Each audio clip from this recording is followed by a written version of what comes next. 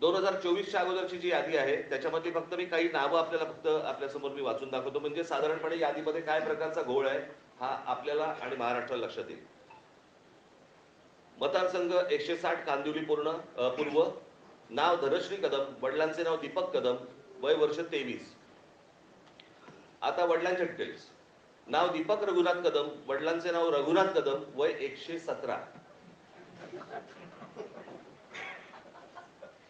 मतदारसंघ 161 चारकोप. नाव नंदिनी महेंद्र चव्हाण, वडिलांचे नाव महेंद्र चव्हाण, वय वर्ष 124.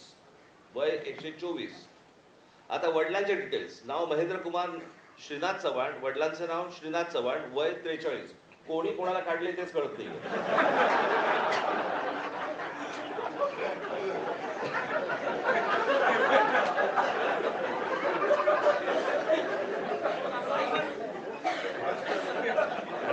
विषय गंभीर आहे.